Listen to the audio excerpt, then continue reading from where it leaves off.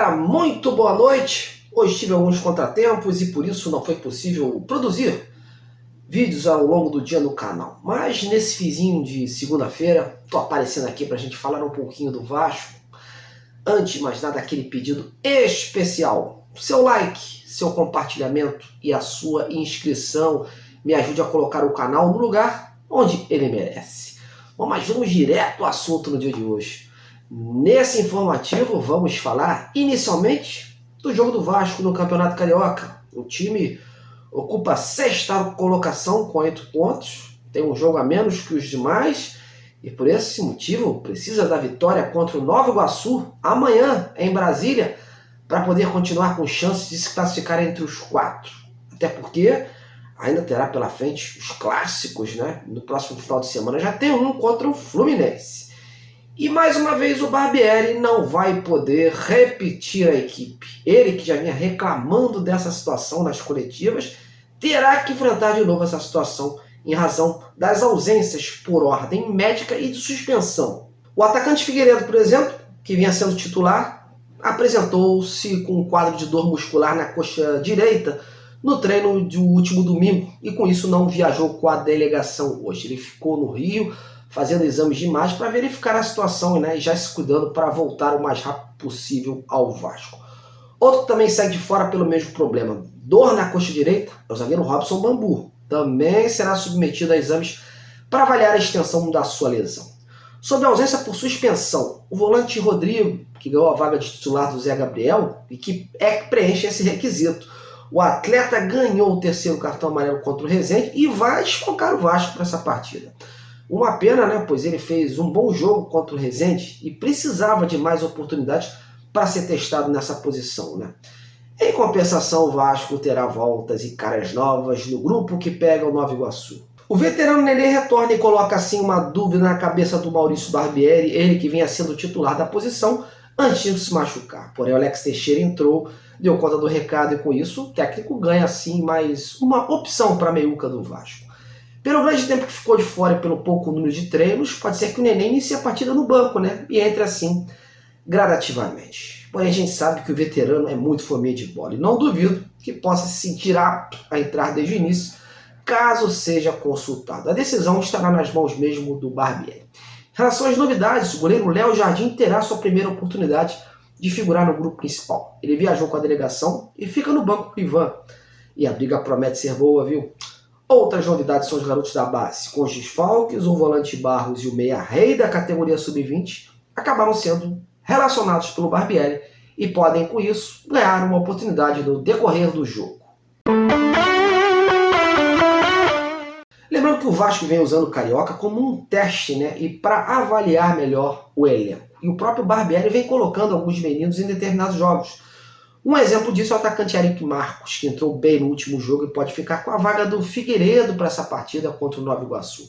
Até porque o Orediano vem de um processo longo de recondicionamento físico e equilíbrio muscular, e assim como o Nenê, deve ser colocado aos poucos para não queimar etapas. Acredito até que com o Eric Marcos, o time não perca tanto assim o esquema, né, que o Barbieri vinha adotando com o Figueiredo, né, pois é um jogador que gosta também de cair pela esquerda. Já o Orediano joga muito mais pelo lado do PEC, né, e gosta de vir de trás. Mas, como eu falei, meus amigos, a decisão está nas mãos do Barbieri, que vem tendo o Abel Braga como um grande aliado, um grande conselheiro nessa hora dos ajustes da equipe. Portanto, se nada mudar, a provável escalação do Vasco seria o Ivan no gol, o Mita Rodrigues na lateral direita, o Miranda e o Léo na zaga e o Piton na esquerda.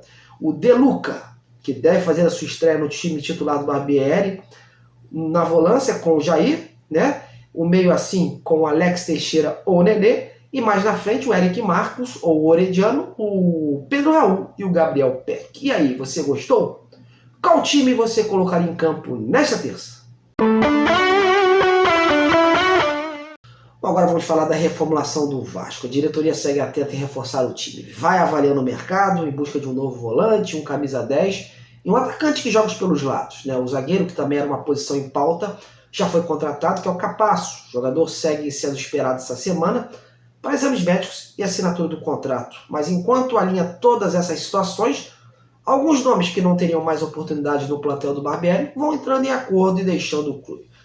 Depois do atacante Zé Santos, que foi para o futebol português, do volante Matheus Barbosa, que foi para o Guarani, hoje foi a vez do atacante Eric, que dará adeus ao clube de São Januário. Conforme noticiado pelos companheiros do GE, o Eric acertou a sua rescisão de contrato, que tinha validade até o dia 30 de maio deste ano, e assim retornou ao seu antigo clube, o Ipiranga de Erechim, onde fez sucesso. Ele é aguardado por lá já nesta terça-feira para a realização de seus exames médicos. E outros atletas podem tomar o mesmo caminho e deixar o Vasco, viu? Nomes como o volante Zé Gabriel e o lateral esquerdo Edmar, por exemplo, não vêm sendo relacionados pelo técnico Maurício Barbieri, opção técnica mesmo, informação passada pelo clube. E nos bastidores acabam crescendo rumores de que podem ser os próximos a deixar o Vasco. Inclusive até o atacante Vinícius Paiva, né, que vinha sendo relacionado pelo Barbieri, depois que saiu aquela notícia do interesse de um time da Bulgária, o jogador simplesmente não apareceu mais entre os relacionados. Isso tudo acaba conspirando a favor das especulações. Lembrando que o Zé Gabriel, o Vasco adquiriu 70% dos direitos econômicos do jogador junto ao Inter em fevereiro do ano passado. E tem com o Clube Cruz Maltino um contrato de 2 anos, no caso ainda tem mais 1 ano de vínculo. Já o Edmar foi um dos jogadores que teve aquela renovação automática e ainda tem mais 1 ano de vínculo com o Vasco. Recentemente, inclusive, saíram notícias de uma sondagem do Criciúma e de clubes da Série B. De qualquer forma, meus amigos, vamos ficar atentos, pois o Paulo Brax já vinha dizendo nas coletivas que também estava trabalhando para saídas no Vasco. E aí, quem você acha que o Vasco poderia dispensar para abrir vaga no plantel? Deixe a sua opinião. Bom, galera, estou me despedindo por aqui, finalizando esse informativo de hoje. Amanhã eu vou tentar retornar à programação normal, né? Amanhã tem jogo também, né, inclusive, mas a gente vai colocando os pingos nos is e trazendo para vocês uma informação com mais qualidade, cada vez mais real. Em breve eu estou de volta, me aguarde, beleza? Um grande abraço a todos e até lá!